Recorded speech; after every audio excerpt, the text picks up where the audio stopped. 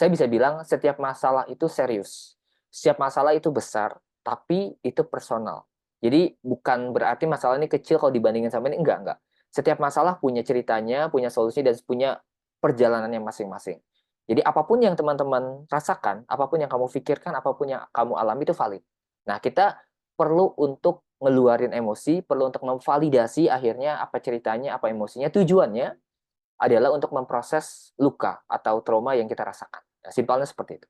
Nah, ada beberapa pencetus trauma. Nah, ini biasanya kalau sebelum mulai kelas, saya tuh suka baca beberapa literasi literatur yang berhubungan dengan temanya. Selalu kayak gitu. Jadi bisa dibilang setiap kali, ini cerita personal saya, setiap kali ada tema baru di Psikolog ID itu sebenarnya ajang saya belajar. Oh, saya belajar lagi nih.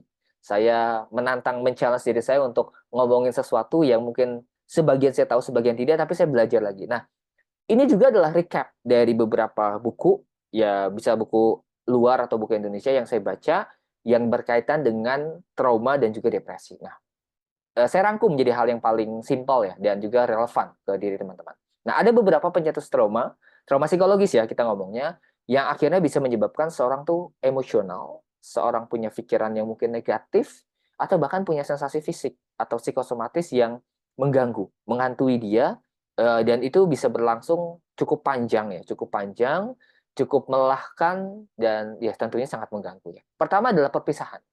Perpisahan ini adalah bentuk dari, biasanya disebut sebagai neglect issue atau abandonment issue, yaitu momen di mana kamu tuh kehilangan orang terdekat, ditinggalkan, misalnya ditinggal menikah, ditinggal pacar, terus nggak bisa move on, itu termasuk loh perpisahan teman-teman, atau bahkan ditinggal meninggal.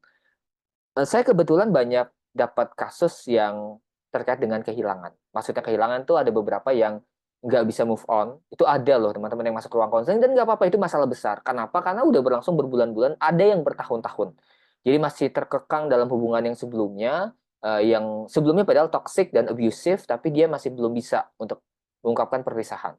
Ada juga yang karena kematian, kehilangan sosok penting, orang tua termasuk di dalamnya, kemudian karena kegagalan, dan itu bisa dibilang trauma yang butuh bantuan.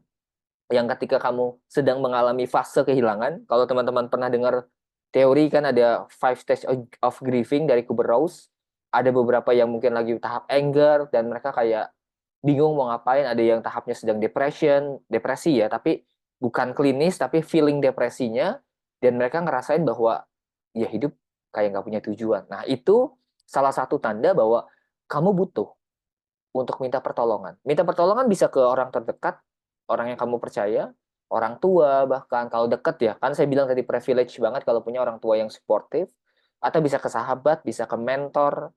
Kalau misalnya di beberapa kasus yang saya dengerin di ruang praktek adalah mereka lebih nyaman cerita ke stranger, dan saya strangernya gitu ya, lebih nyaman cerita ke orang yang benar-benar nggak dikenal tapi profesional. Itu pun bisa jadi opsi buat kamu yang sedang mengalami perpisahan, kehilangan, atau bahkan move on dari keadaan dan butuh pertolongan. Jadi silakan pilih opsi terbaik versi kamu ya. Itu pertama. Yang kedua adalah kekerasan ya. Jadi ini rangkaian kekerasan ya, bisa verbal, fisik, atau bahkan seksual. Ada banyak banget nih kasusnya, mulai dari kekerasan verbal. Jadi verbal abuse, dikata-katain, dihina, sampai akhirnya seorang tuh drop mentalnya, jadi ngerasa nggak berharga, dan banyak banget serangan-serangan kritik yang muncul dari dalam diri dia, atau kekerasan fisik. Nah, ini juga nggak sedikit ya, teman-teman, di rumah tangga khususnya. Karena tadi yang saya bilang, saya banyak bukan mengalami sih, mendengarkan lagi tepatnya, dan mengalami juga sih ya, kurang lebih ya. Karena ketika saya mendengarkan, masuk empati di sana, saya seperti merasakan apa yang mereka rasakan, dan itu banyak cerita tentang kekerasan fisik ya.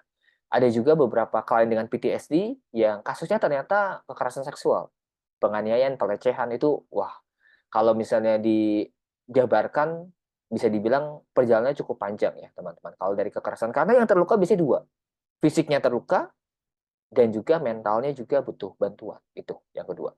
Yang ketiga tentang perundungan atau bullying, body shaming, pengasingan atau penolakan. Ini adalah momen di mana kamu tuh seperti diasingkan dari lingkungan, tertolak, kemudian tidak diterima dalam satu kondisi tertentu misalnya. Dan itu memang kesannya sepele. Tapi kalau teman-teman tahu, seorang dengan pengalaman dibully itu punya beberapa ingatan traumatik. Ya.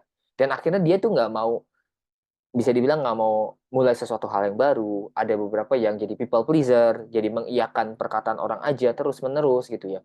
Ada beberapa yang jadi nggak percaya diri, jadi ya tadi harga dirinya rendah, merasa nggak cukup baik, dan itu disebabkan oleh trauma. Dan berikutnya adalah pengalaman dikhianati, dimanfaatkan, atau dibohongi. Kalau merujuk dari satu pendekatan di psikologi, ada yang namanya ACE, atau Adverse Childhood Experience, atau pengalaman traumatik anak kecil atau anak-anak yang bisa menyebabkan trauma. Dan itu terjadinya dari usia 0 sampai dengan 17 tahun. Jadi kita bisa punya trauma waktu kecil ataupun ketika kita mungkin sedang memulai hubungan dengan orang lain, dan salah satunya adalah ketika kita terhianati, dimanfaatkan, atau bahkan dibohongin sama orang yang dipercaya. Tadi ya, saya bilang stresornya ada dua. Yang akut itu hebat atau kuat, tapi jangkanya pendek. Jadi satu momentum atau peristiwa yang benar-benar melukai emosional dan menyakiti diri seorang. Yang kedua adalah kronik atau chronological. Ini adalah hebat tapi jangka panjang tadi.